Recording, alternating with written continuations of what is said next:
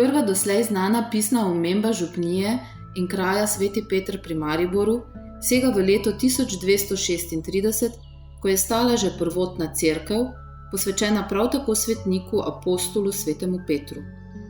Šempetrska župnija se ponaša z danes baročno cerkvijo svetega Petra, pod katero so znamenite katakombe, in gotsko-romarsko Marijino cerkvijo na Gorci, do katere vodijo Glazerjeve postaje križevega pota in vedno znova privablja številne romarje. V tej župniji je bil 17. decembra 1954, 10 dni po rojstvu, v cerkvi svetega Petra krščen letošnji nagrajenec Rafael Kocbek. Rodil se je vernima staršema Alojzu in Angeli Kocbek, rojeni Sande, kot 8. otrok. Njegova krstna botra je bila Zofija Ulaga. Zaradi prehitre očetove smrti je za otroke v glavnem skrbela mama Angela. Mi se dopade pri Ravkotu njegova praktičnost, delavnost pa ustvarjalnost. Glih za vsaki tehnični problem najde rešitev. Pol se mi dopade smisel za humor, vse kdaj je tak brutalen pa črn, ampak se mi zdi, da je to tak ravnotežje za neko njegovo mehko plat. V vseh vlogah kot šempetrski krajan, faran, od gostilničarja do prvega faroškega soseda, pušča tako resno, globoko sled. In če Jezus pravi, da po vaših delih vas bodo spoznali, pol se mi zdi, da pri Ravkotu imamo kaj za spoznavati. Po končani malečniški osnovni šoli se je vpisal na poklicno kovinarsko šolo in se sprva zaposlil v hidromontaži. Nato je bil nadaljnjih 18 let zaposlen v mariborski livarni. V tem času se je poročil s Simono Protner in dobil 2 sinova, Jerneja in Matijo. Končal je tudi delovodsko šolo. Ko se spomnim na Ravkota, se predvsem spomnim na njegova dela, ki so ne samo v Malečniku, ampak tudi izven tega zelo cenjen. Je pa stvar v tem, da če ne bi njegova mama Angelica ga vzgojila v tem krščanskem duhu in za delo, dejansko mu je že privzgojila, in to je, Ravko je bil in je stano, dejansko vse pomaga, je vljuden, ne dela problemov, skratka je enkratni človek. S tem, da je on tudi zelo ponosen na svoja 2 sinova, Jerneja pa Matica, ki sta mu tudi vsa opora. Včasih ga sicer malo, kad dosti dela, mamstra po domače putika, ampak prije Simonca in ga malo pobože in je vse rešeno. Tako da tudi s te strani je Rafael naš Benjamin, on je naš Benjamin, najmlajši od 8 otrok, zdaj samo 7. Skratka, še bi lahko govoril o Ravkotu, če samo pogledamo to, kaj se vse dogaja okrog hiše, okrog cerkve, vse bo se njegovo delo. In on to dela z veseljem, s predanostjo, edino moraš paziti, da si po 15. uri je buden, ker on ima siesto tam do 15. ure, Bog ne daj, da bi ga preklical. In ko je 15, on spet oživi, Rafael, in gre spet naprej na delo. Tako da je super človek. Jaz kot njegov boter sem zelo ponosen, da imam takšnega, kar bi rekel, fanta, moža, in da me je sploh takrat vzel za svojega botera. To tudi ne vem, kakšen čas mi doletela, ker to je bila velika familija Kocbekovih. In jaz bil tisti, ki, moče, ker sem bil pač najbolj star, in sem pač s ponosom vzel to vlogo. In še zdaj se rad spominjam te Birme, se pravi, našli smo eno sliko leta 68, so že kar lepa leta, ko je bil naš Rafael že kar mali. Skratka, in čez Rafaela ga ni.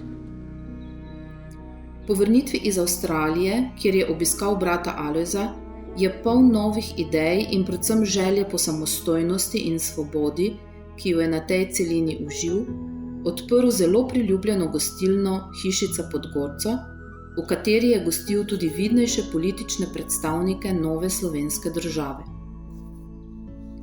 Zadnjih 5 let do upokojitve je deloval kot samostojni podjetnik v gradbeniški stroki. da je vedno pripravljen pomagati. Kadarkoli grem tu mimo ali pa pridem sem v župnišče, ga vidim tukaj, ne. In tudi s tem, ko se tako srečujemo, tudi se srečujemo potem v bolj prijetnih dogodkih. Vedno pa vse naredi, kar mu gospod župnik naloži. Rafael Kocbek je bil vedno močno povezan tudi z domačo župnijo. Že od nekdaj predano in po svojih močeh pomaga duhovnikom, ki jih ceni in spoštuje. Opravljal je službo ključarja. Rafko je krasen človek in če si kdo zasluži to nagrado, si jo zasluži Rafko. Jaz sem prav vesela, da smo si tako blizu in ga zelo pogrešam. Skoraj vsak dan sem v župnišču ali pa v cerkvi, pa če ni Rafko, te se mi zdi, da je nekaj hudo narobe, ker on je res človek, ki vedno pomaga, ki je vedno dobre volje, ki nikoli ne pojamra, tako kot smo vsi navajeni, ki nikoli ne reče, da nima časa, kar je še največ vredno. In če ga kje kaj boli, on kar svoji Simoni reče potihem, daj mi tabletko in gremo dalje. In to mi je zelo všeč pri njem, res. Očitno je te dobre navade prinesel iz svoje velike družine, verjetno po svoji čudoviti mami, ki smo jo vsi zelo cenili in zelo spoštovali. In vemo o njem vse samo najboljše in o njej tudi. In o celi družini, moram reči. Tako da sem izredno vesela, da dobi to priznanje res. Delo njegovih pridnih rok je odtisnjeno v domala vse sakralne in kulturne spomenike šempetrske župnije. Za svoje delo župniji ne izstavlja računov in ne postavlja nikakršnih pogojev. Vse njegovo delo je prostovoljno in za svojo župnijo dela, kot sam večkrat reče, ker ga to osebno veseli in izpolnjuje in ker čuti, da je tako prav. Če ste omenili svetega Petra, se spomni tudi slike Rupna, ko je tu tako.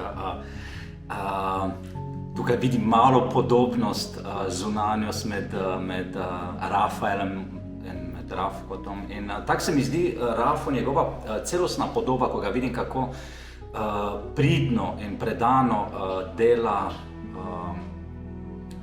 zunaj v župnišču, kot nek čuvaj, kot nek čuvar tega čudovitega oziroma objekta, ki je postal tako čudoviti, na katerega smo vsi ponosni. Mislim, ta preobrazba in to, kar se je zgodilo od prihoda našega župnika Sebastijana v 3 letih, če se ne motim, je skoraj da čudežna. In njegov prispevek je neprecenljiv. Rafkota poznam bolj iz zgodb, iz družine, v katerem sem prihajal oziroma sem prišel. In vem, da je del oziroma zadnji otrok velike družine in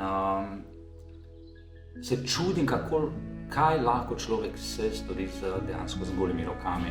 In to on to dela in to tradicijo lahko samo spoštujemo in jo negujemo, da jo prenesemo na nove generacije. Jaz vsak dan, še posebej zdaj, ko je zvonik odprt vsem na pogled in tako pokončno in ponosno se sveti, se ustavim, ko grem na sprehod za kužko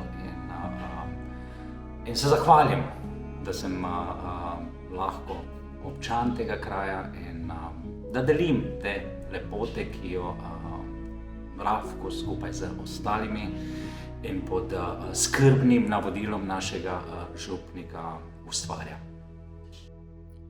Ta njegov velik in nesebični prispevek, ki ni samo prispevek za župnijo, ampak za celoten kraj, prepoznavajo tudi župljani in krajani. Ja, na Rafko tako se zmislim, ko ga vidim, najbolj delovni človek je v našem župnišču, najbolj vesel, pozitiven. Karkoli ljudi vprašaš, kdo je to napravil, to je seveda napravil Rafko Kocbek, to so njegove pridne delovne roke, vedno nasmejan. Meni je pa najbolj všeč, da iz vsake temne točke on najde nekaj svetlega in da se nasmejimo z njim. In brez njega je prazno v župnišču. Tudi romarske poti, ko jih imamo, če njega ni, to je prazno v avtobusu. In zato meni je velika želja, da se ga vsako soboto srečamo zjutraj, Rafko na štamperlu, pa na kavici, da prideš obvezno, pa da nam kaj lepega v šempetrščini poveš. In kaj da rečem, Rafko, ostani še vedno naprej tako priden, pozitiven, vesel in razigrani otrok. Zaradi vsega navedenega je Župnijski pastoralni svet na svoji 10. redni seji 24. maja 2023 sprejel sklep, da se Rafaelu Kocbeku ob glavnem župnijskem prazniku na Petrovo nedeljo podeli listina in Glazerjev srebrnik. Gospod Rafael je za našo župnijo velik blagoslov, sedaj, ko je v pokoju, zase pravi, predvsem v fizičnem smislu, da končno lahko dela to, kar želi in kolikor želi. Mislim, da njegov velik prispevek, njegova velika pomoč v smislu dela naši župniji izvira predvsem iz njegove duhovne dimenzije. Vsi, ki ga poznamo in ki ga srečujemo, vemo in čutimo, da je to ena vesela, sproščena, zadovoljna osebnost in mislim, da je to tudi največ, kar lahko človek v življenju doseže. Župnijska skupnost in tudi kraj ceni njegov prispevek in veseli smo, da lahko ob njem začutimo tudi pomembne vrline in vrednote, kot so dobrota, veselje, solidarnost in veselje do življenja.